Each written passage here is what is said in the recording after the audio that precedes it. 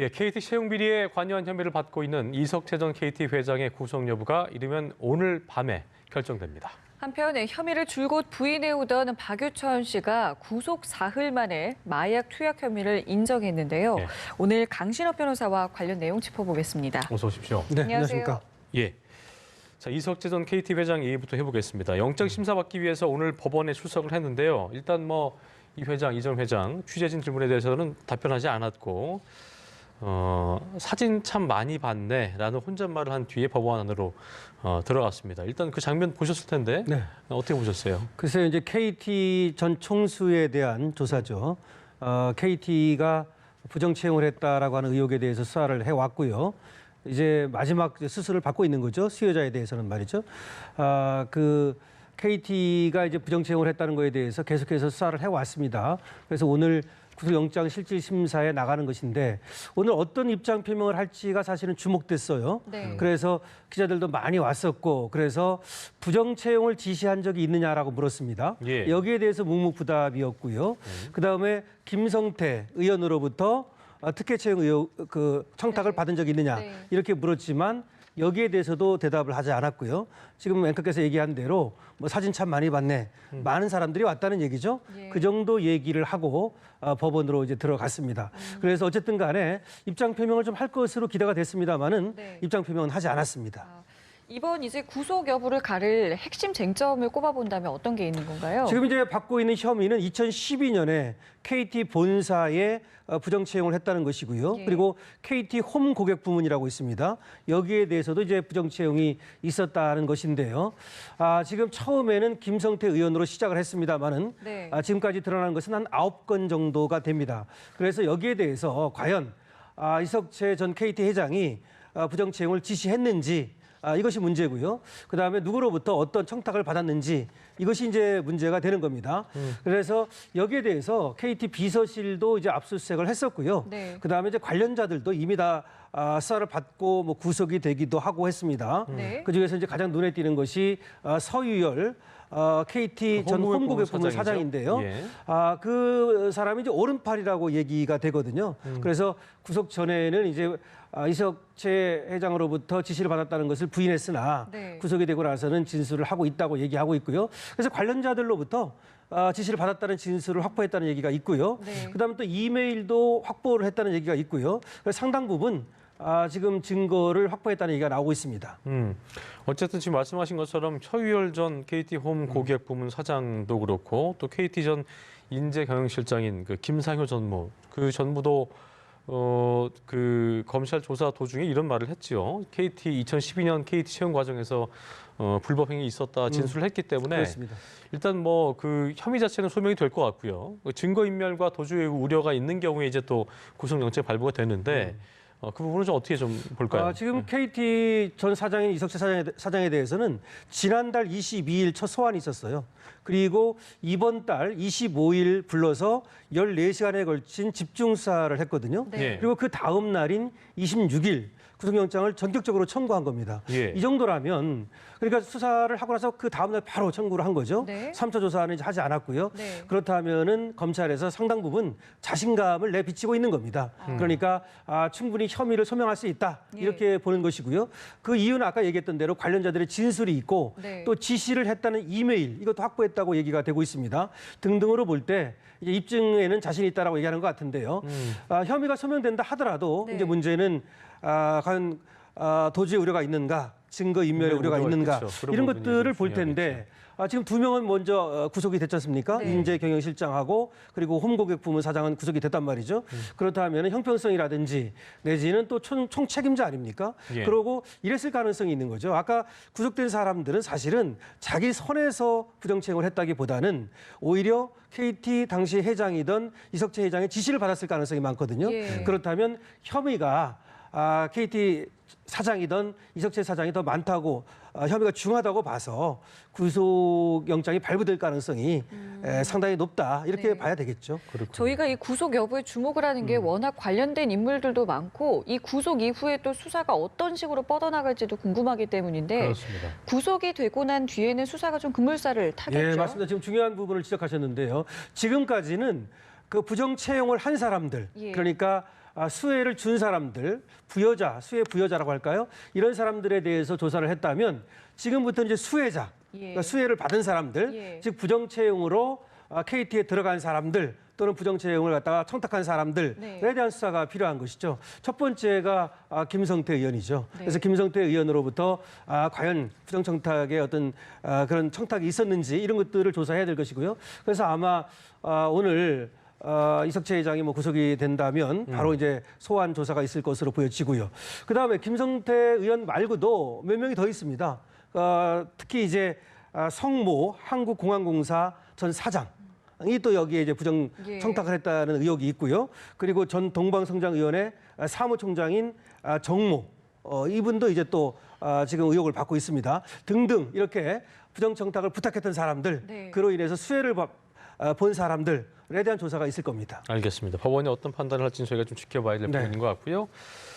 자, 주제를 바꿔보죠. 참 이게 참 떠들썩했던 부분인 건데 이제 종결이 돼가는 것 같습니다. 박유천 씨 이 얘기인데 일단 마약 투약 혐의를 굉장히 부인을 해오다가 기자회견을 갖고 19일 만에 드디어 혐의를 인정했습니다. 자신을 내려놓기 뭐 어렵다 뭐 이런 이유였는데 일단 먼저 부인을 했었던 지난 10일에 있었던 박유천 씨 기자회견 장면 다시 한번 보시겠습니다.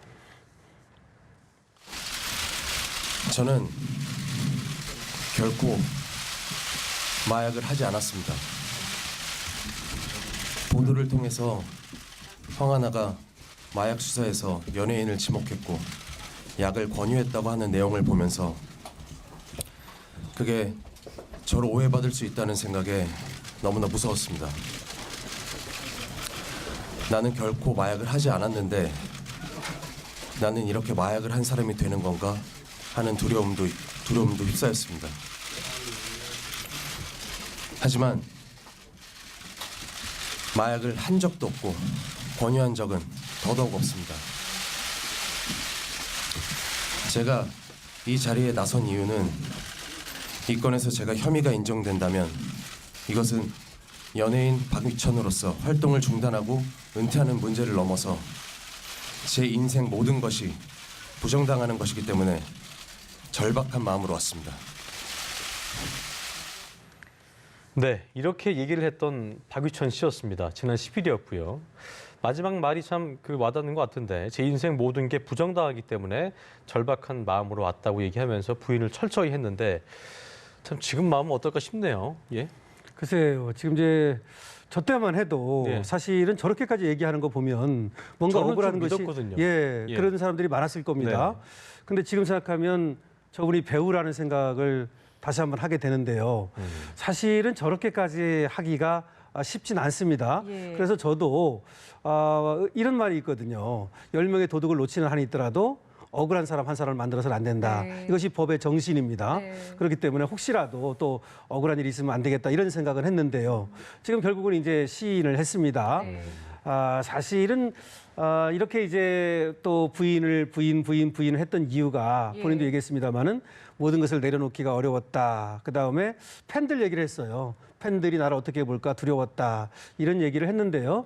사실은 또 배우라는 또 유명한 또 가수였고 어떤 그 팬덤층을 형성하고 있던 걸 생각하면 이해 못할 바는 아니나 어쨌든 전 국민을 상대로 기자회견까지 해가면서 또 기자회견을 안 했다면 모르겠어요. 그거는 조금 비난의 대상이 되는 것 같습니다. 사실은 기자회견 이후에도 계속해서 이제 부인을 했잖아요. 국가수 양성 반응 이후에도 부인을 했었고요. 갑자기 이렇게 시인하고 실토하게 된 이유는 어디에 있다고 보세요? 맞습니다. 사실은 국가수에서 양성 반응이 나온 후에도 부인을 했다는 점이 상당히 혼란스러웠던 겁니다. 그래서 당시에 이제 법률 대리인이 변호인이 얘기하기를 국가수에서 양성 반응이 나왔으니 그 사실은 우리가 부인하지 않는다. 하지만 박유천 씨의 몸에 어떻게 해서 필로폰 성분이 들어갔는지 잘 모르겠다. 뭐 이런 식으로 얘기를 했단 말이에요. 맞습니다. 사실은 변호인 입장에서 그렇게 얘기한 거는 좀 이해가 되지 않았어요. 어떻게 보면은 박유천 씨한테 좀 끌려다닌 것이 아닌가. 사실 그 말이 안 되는 얘기를 하는 거니까요. 그런 생각을 했었는데 지금 이제 구속 당하게 전에 예. 3번의 조사가 있었고요. 네. 그리고 구속 후에 4차, 5차 조사를 했거든요. 네. 그리고 이제 어제가 5차 조사였습니다. 예. 그때 이제 시위를 했다는 것인데 그전에는 계속해서 부인을 했습니다. 지금 얘기한 대로 국가세 양성 반응, 그다음에 CCTV라든지 그다음에 뭐 계좌로 돈을 보낸 입금 내역이라든가 네, 네. 등등이 나왔음에도 불구하고 그리고 황하나 씨의 진술이 굉장히 구체적이고 예. 일관되다고 얘기하고 있거든요. 네. 그럼에도 불구하고 이렇게 부인을 했었는데 아무래도 제가 볼 때는 이렇게 이제 번복을 하게 된 것이 구속이 큰 영향을 미쳤다고 생각을 합니다.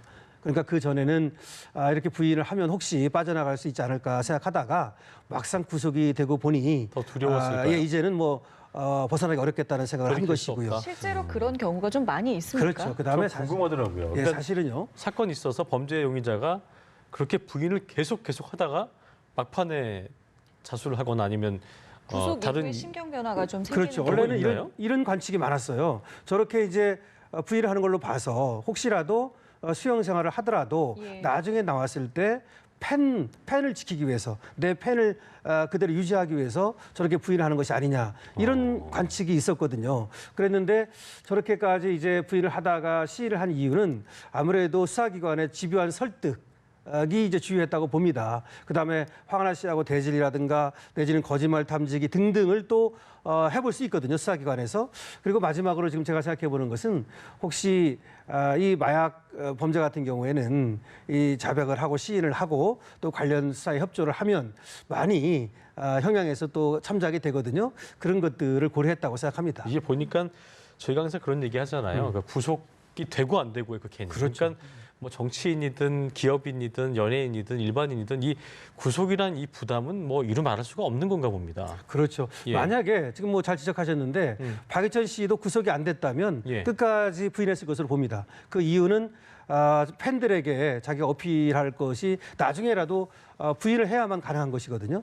그런데 구속이 되고 보니 사실은 이제는 더 이상 빠져나갈 것이 없다는 생각도 했을 것이고 그리고 두려움이 몰려왔다고 봐야 되겠죠. 그렇죠. 이렇게 구속이 됐는데 만약에 이제 실형을 받아가지고 계속해서 이렇게 수용 생활을 한다면 더 이상 견디기 어렵다. 그렇다면 시인을 하고 수사 협조하고 재판에 협조해서 집행유예를 받자라고 하는 쪽으로 예.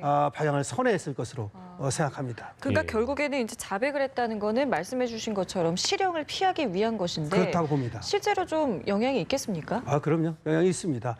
이렇게 부인을 하다가 그런데 자백을 한 게 아니냐. 예. 그럼 괘씸죄 아니냐. 또 이렇게 생각할 수 있는데 기자회견까지 예, 했기 뭐 때문에요. 그것은 뭐 도덕적인 문제고 법적으로는 어쨌든 수사기관에서 이렇게 부인을 하다가 시인을 하더라도 시인한 것으로 되는 것이고요. 물론 자수는 아닙니다만은 자백은 된다는 얘기죠. 그래서 그것이 이제 법원에 갔을 때 형량에서는 그래도 유리하게 작용할 수 있고요. 그 다음에 박전 씨 같은 경우는 마약 전과는 없거든요.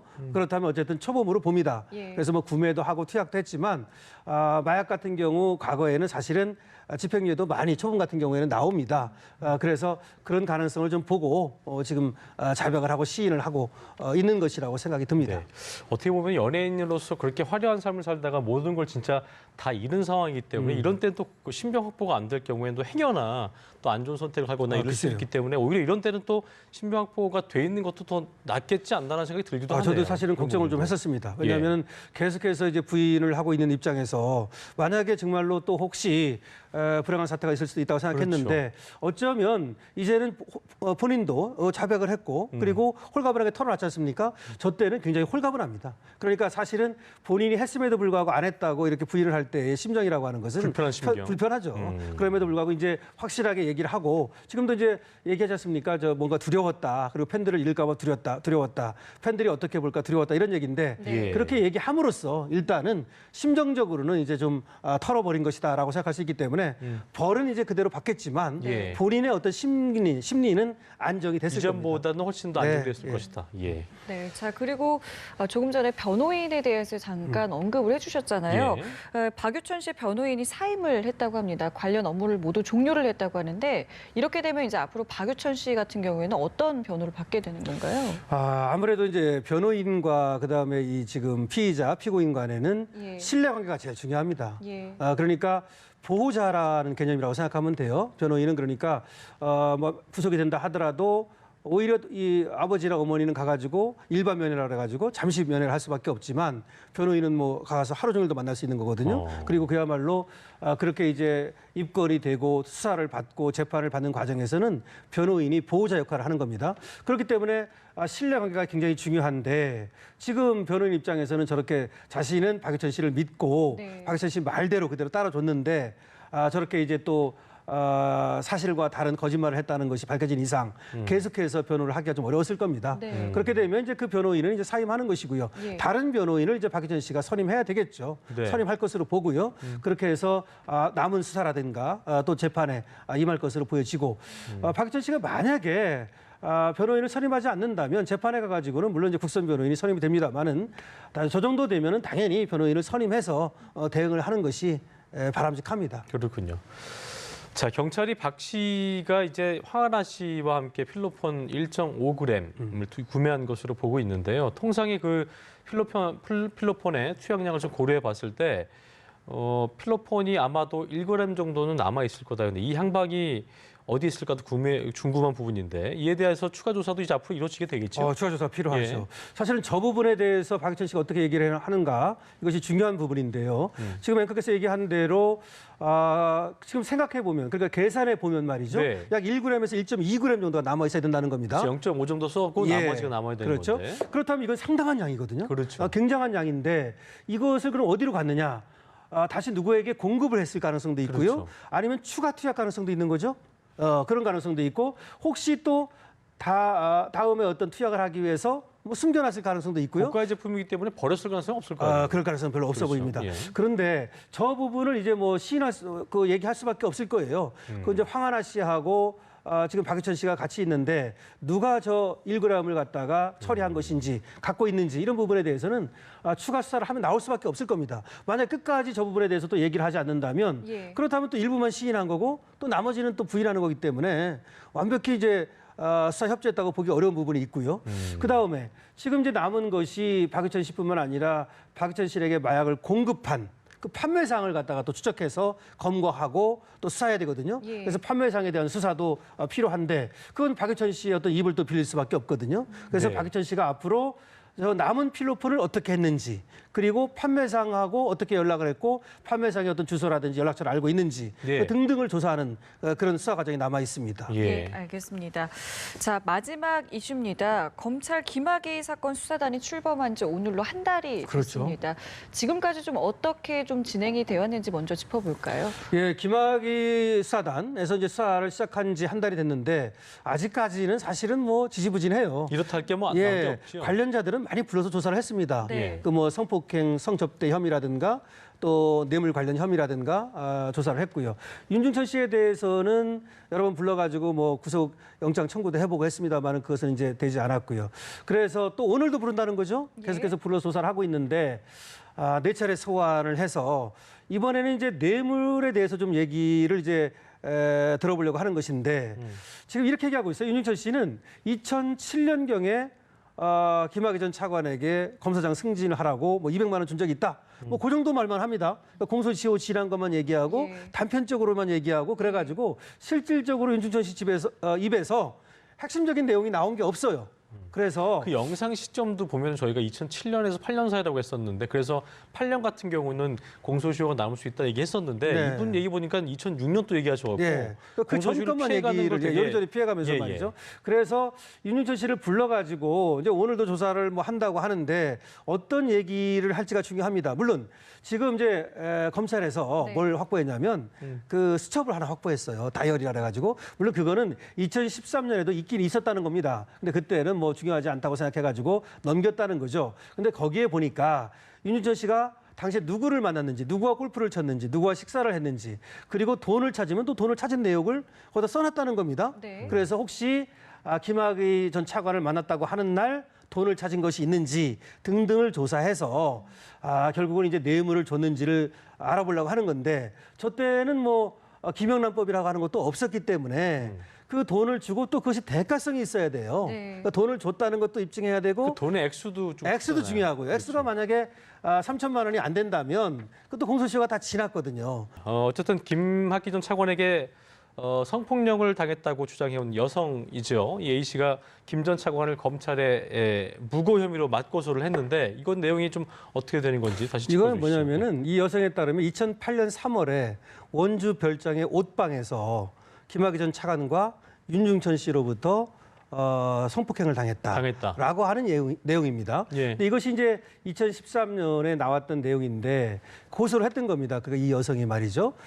김학의 전 차관을. 그랬더니 얼마 전에 김학의 전 차관이 이 여성을 무고죄로 고소를 했죠. 근데 거기에 대해서 다시 이 여성이 김학의 전 차관을 맞고소를 한 겁니다. 네. 그러니까 김학의 전 차관 쪽에서 먼저 무고죄로 고소를 했고 예. 그러자 이번에 여성이 다시 김학의 전 차관을 무고죄로 맞고소를 한 거다. 예. 이렇게 얘기할 수 있죠. 예. 지금 김 전 차관은 A 씨를 무고죄로, 그러니까 서로가 맞고소하고 그렇죠. 있는 상황에서 윤중천 씨는 이 A 씨는 또 당시에 있는 인물이 아니다라고 또 이야기를 하고 맞습니다. 있고요. 이게 지금 그래서 엇갈려요, 진술이 진술이. 굉장히 엇갈리고 예. 있거든요. 앞으로 그러니까. 조사 좀 어떻게 돼야 됩니까? 윤준천 씨는 이제 별장에서 그런 적이 없다고 얘기하는 거고 예. 또 그 여성이 아니다. 동영상에 나오는 여성도 아니다. 또 뭐 이렇게 얘기를 하고 있는 겁니다. 그래서 이제 지금은 이제 무고죄로 이렇게 맞고소가 됐기 때문에 결국 윤준천 씨도 여기에 대해서 다시 또 불러서 조사를 할 수밖에 없을 텐데 모르겠습니다. 지금 이제 여성들도 이 여성 말고도 또 뭐 강남구 역삼동 네, 오피스텔의 네. 여성도 있고 등등이 있거든요. 네. 그러다 보니까